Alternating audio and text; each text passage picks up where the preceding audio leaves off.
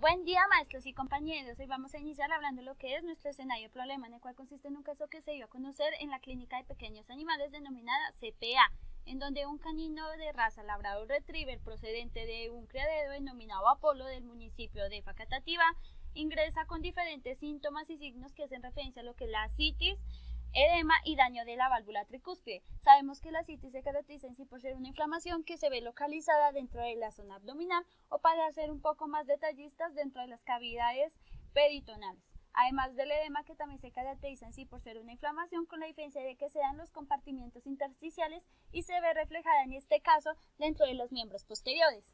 También sabemos que la válvula tricúspide se caracteriza en sí por ser una de las válvulas que tiene como tal el corazón, con una función elemental que es como tal dar un buen procesamiento de lo que es la circulación sanguínea. Por ende, si hay alguna anomalía dentro de esta, puede ocurrir en sí problemas a largo plazo o también ya vistos o prolongados dentro de la vida de nuestro animal.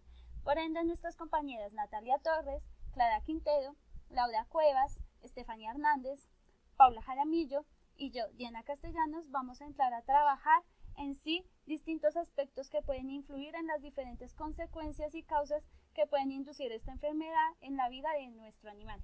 Cordial saludo, habla Natalia Torres. En esta diapositiva voy a explicar un poco más allá del Labrador Retriever, lo que es su historia y sus características. Acompáñenme a ver un poco más sobre este maravilloso canino.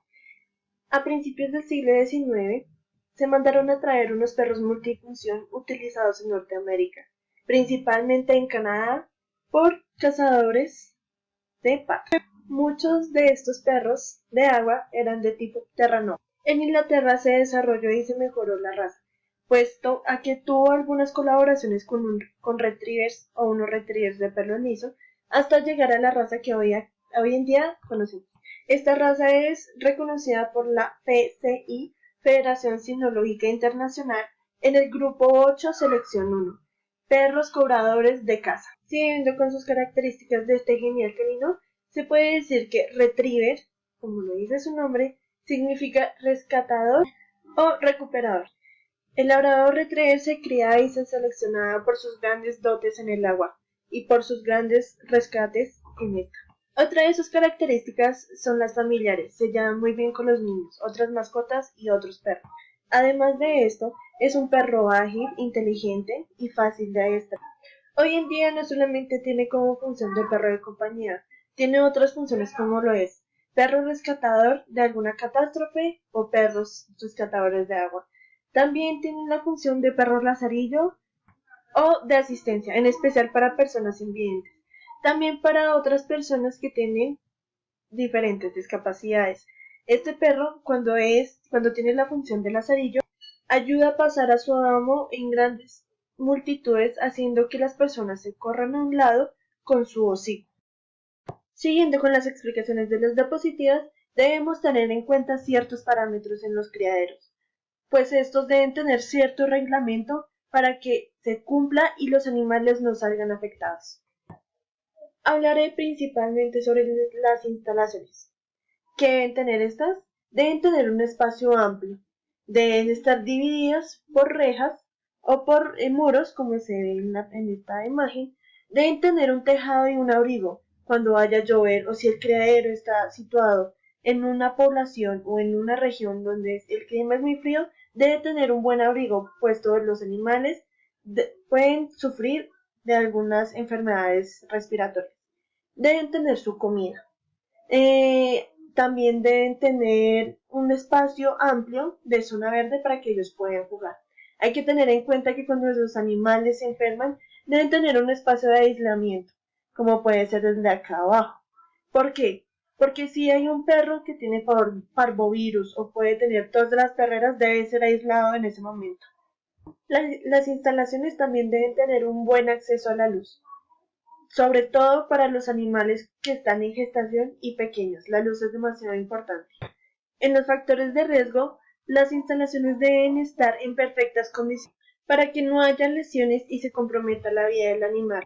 El aseo o el mantenimiento de estas casitas para los perros en un criadero es primordial, pues si no se hace un buen aseo o un buen mantenimiento, se puede crear como es la humedad u otros factores de riesgo. No sería viable para el criadero y tampoco para las autoridades sanitarias. Podrían cerrar hasta el criadero porque podrían haber muchísimos virus que podrían ser zoonóticos. El criadero debe tener un mini consultorio y también una especie de laboratorio, pues los perros deben ser revisados constantemente. Al estar en un lugar donde hay muchísimos perros, no solamente gerontes, sino neonatos, deben ser revisados por su estado de salud, por si alguno puede contagiarse de algo o si alguno tiene alguna patología. Sobre la alimentación y el manejo, deben ser personas responsables y deben ser personas que tengan ciertos conocimientos. Puede ser un veterinario que los guíe, también puede ser personas contratadas pero que tengan el conocimiento en el campo. Sobre el concentrado, hay muchos criaderos que les dan concentrado tipo premium, pero hay algunos que simplemente les dan un concentrado que se les podría llamar corriente, pero estos deben tener en cuenta que hay hembras gestantes. Estas deben tener el triple o hasta un poco más del cuidado, porque si hay una hembra gestante y no tiene los nutrientes suficientes, podría abortar a sus cachorros. Es lo mismo que si una perra está contagiada, como podría ser con brucela, podría ocasionar un aborto. Por eso es que se necesitan todos los cuidados. En el manejo de genética debe ser una persona especializada, un veterinario, para que estos cachorritos salgan con las características específicas de la raza. Para terminar con estas diapositivas, dejo una recomendación muy importante: no a la endogamia, pues al hacer esta actividad comprometen la vida de los cachorritos. Simplemente lo hacen para que los cachorros tengan las características de esa raza.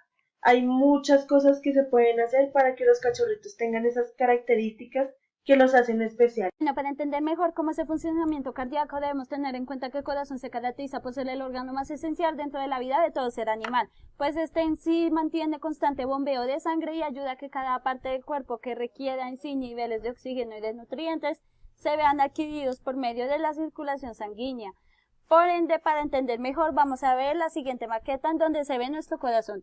Vemos aquí nuestro corazón que se ve dividido en dos tipos de bombas, en los cuales son bomba derecha y bomba izquierda, con diferentes partes como también se ven aquí: la vena cava, la aorta, arterias pulmonares y venas pulmonares. También cuenta con 4 tipos de válvulas, las cuales son la tricúspide, la pulmonar, la mitral y la aórtica, que se ven de la siguiente manera. Sabemos que acá se encuentra la aurícula derecha y el ventrículo derecho, y en la mitad interpuesta entre ellos dos se ve como tal la válvula tricúspide. Más adelante del ventrículo derecho se verá en sí por este lado la válvula pulmonar. Para ver dónde está en sí la válvula aórtica y la válvula mitral, nos vamos a dirigir al lado izquierdo. En este lado donde se encuentra, si pueden ver en el video, se encuentra la válvula mitral interpuesta en lo que es la aurícula izquierda y el ventrículo izquierdo. Y más adelante del ventrículo izquierdo se verá la válvula aórtica. La válvula aórtica y la válvula pulmonar lo que hacen es cerrar sus compuertas para que la sangre no comience a regurgitar ni a devolverse en sentido contrario y que se dirijan en sí a las arterias. En este caso, pues la pulmonar a la arteria pulmonar y como tal la aórtica a la arteria de la aorta. Bueno, debemos entender que esta línea que se ve aquí azul es la sangre desoxigenada y la línea roja la sangre oxigenada. La sangre desoxigenada se dirige o entra al corazón por medio de la vena cava, dirigiéndose así posteriormente a la aurícula derecha. Una vez en la aurícula derecha, esta dará paso gracias a la válvula tricúspide que abrirá sus puertas para pasar cierta determinada cantidad de sangre, yendo como tal al ventrículo derecho y expulsando hacia sí a la arteria pulmonar hacia los pulmones para que ahí comience como tal su oxigenación y nuevamente se dirija pero en sentido contrario al corazón para entrar a las venas pulmonares, luego generar todo su proceso o camino hasta el ventrículo izquierdo, pasar por la válvula e irse por la aorta para llenar cada parte del cuerpo necesario del oxígeno que necesita. Entonces, cuando se da algún daño referente a esto y no llega el oxígeno necesario a determinada parte del cuerpo, puede generar problemas como lo son edemas o necrosis. Buenas tardes, queridos compañeros y profesores. Les voy a presentar sobre biomembranas, sobre la matriz extracelular y comportamientos. La matriz extracelular es la red que las células forman para un tejido. Acá, como ven, están las células que se están formando para crear el tejido. Ese tejido se forman las válvulas y hace conexiones con las arterias y las venas.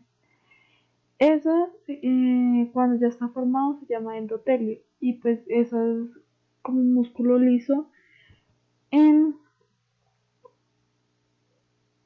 en el cardiovascular, y pues eso une todas las arterias y especialmente también ayudan a transportar la sangre a todo el cuerpo. Ciertas funciones: aportar propiedades a los tejidos, o sea, da, dan nutrientes a los tejidos a través de las células, y las células necesitan sintetizar las proteínas para formar los tejidos. Tiene que mantener su forma celular, que pues para crear el tejido necesita que las células se formen. Permite que las células se junten y forman los tejidos, y pues las células constantemente se están moviendo para crear nuevos tejidos. Y sirve como una comunicación intercelular para transportar la sangre y nutrientes a través de todo el cuerpo. Acá en la gráfica vemos que está el endotelio, donde está el capilar, donde se unen para las venas y las arterias.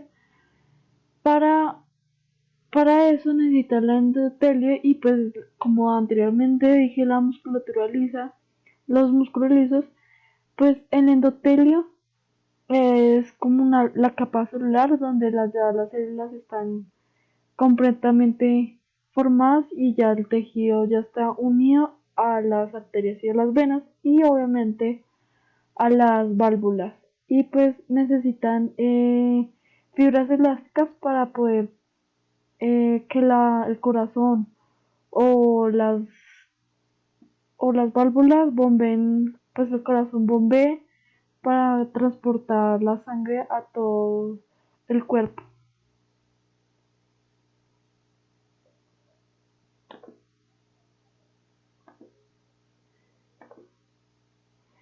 El transporte de uniones y uniones, se necesita el epitelio, y pues para eso necesita que el epitelio deje entrar la célula a través de la membrana basal y entre al torrente sanguíneo, que es el vaso sanguíneo, para que la sangre lleve el oxígeno a todo el cuerpo.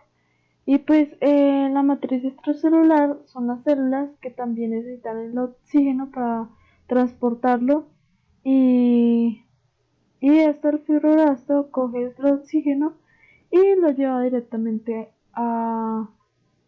o pues el fibroblasto también necesita pues que las células tengan sintetizada la proteína para poder cicatrizar pues los músculos, y pues que también tengan nutrientes.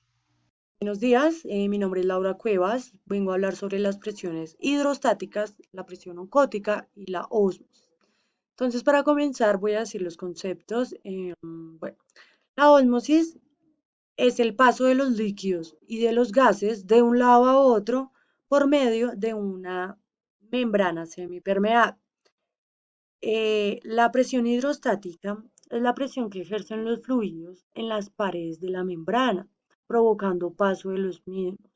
La presión oncótica, que es la presión que ejercen las proteínas, predominantemente la albúmina, dentro del torrente sanguíneo para mantener los fluidos en su interior. El edema es el acúmulo de líquidos en áreas intersticiales, y en todo caso es un proceso patológico.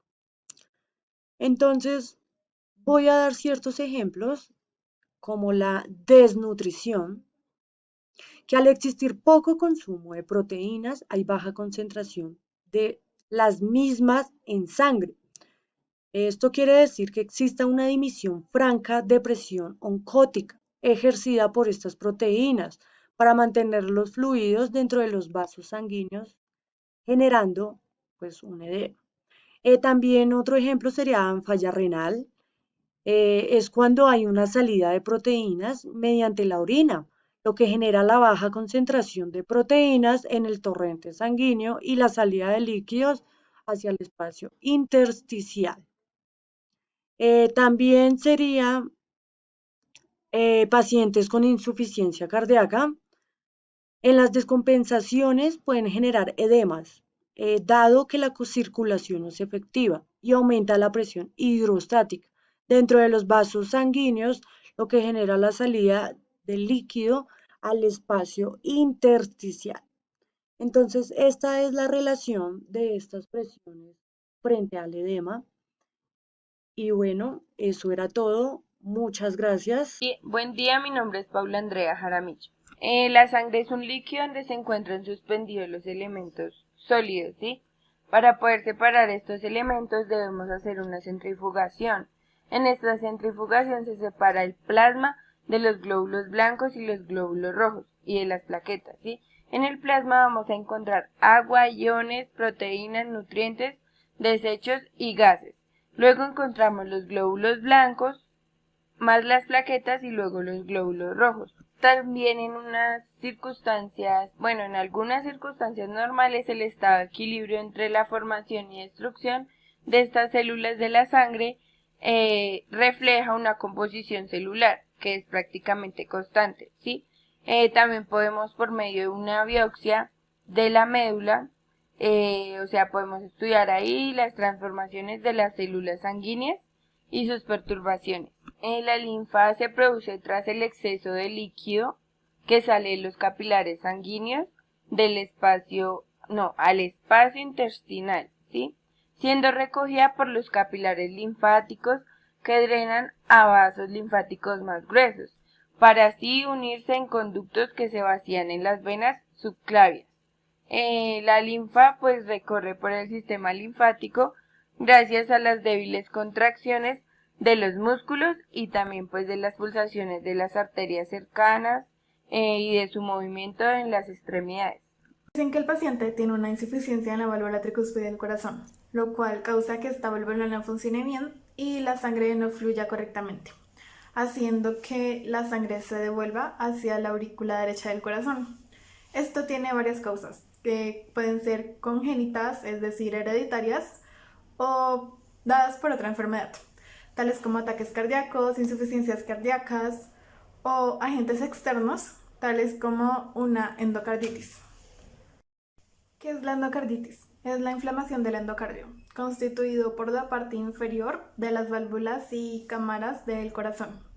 Esta endocarditis se da por vía infecciosa, dado que una bacteria o hongo llega por alguna otra parte y pasa por el torrente sanguíneo hasta llegar a las válvulas del corazón, afectándolas a su paso. Las causas de la endocarditis. Esta se puede dar por procedimientos quirúrgicos, tales como cirugías dentales con sangrado, cirugías del tracto gastrointestinal, respiratorio o urinario, o la colocación de catéteres vía venosa, en donde hay una infección bacteriana o de hongos que crece. El diagnóstico se da debido a que hay una fiebre persistente en el paciente y también se vincula con un soplo cardíaco. La forma de detectarla es mediante un hemocultivo en donde se diferencian los microorganismos que tienen la sangre y así se puede detectar cuál es el tratamiento más adecuado. También normalmente se piden ecocardiografías para así saber cómo se encuentran las válvulas del corazón. Ya que no hay una adecuada circulación de sangre en el organismo, los eritrocitos no podrán cumplir su principal función, la cual es transportar oxígeno y dióxido de carbono a través del cuerpo, lo cual va a generar que haya una acumulación de líquidos en el abdomen, denominada ascitis. Un edema es el aumento patológico del líquido intersticial que hay en los tejidos. Se puede dar por causas alérgicas, tales como la picadura de una abeja, o en nuestro caso se da porque hay una disminución de las macromoléculas que se encuentran en la sangre. Pues ya sabemos que los eritrocitos no llevan suficiente oxígeno a los miembros posteriores del perro. Este edema se da porque hay una retención de sodio y agua, lo cual conlleva a que haya un aumento en la presión hidrostática y una disminución en la presión oncótica. Conlleva a una obstrucción linfática. En conclusión, nuestro paciente tiene una falla en la válvula tricúspide del corazón, posiblemente causado por una endocarditis. Es dado por una bacteria que se instala en las válvulas del corazón y ahí crece. Esta endocarditis provocó que la sangre no pueda fluir correctamente a través de las válvulas del corazón, lo cual hace que los eritrocitos no puedan llevar correctamente el dióxido de carbono y el oxígeno a través del cuerpo. Esto provoca que se dé una ascitis, es decir, una acumulación de líquido en el abdomen, la cual a su paso provoca un edema. Como no hay suficiente oxígeno en las células de las patas posteriores del animal, hay un aumento en la presión hidrostática y disminución en la presión oncótica del plasma.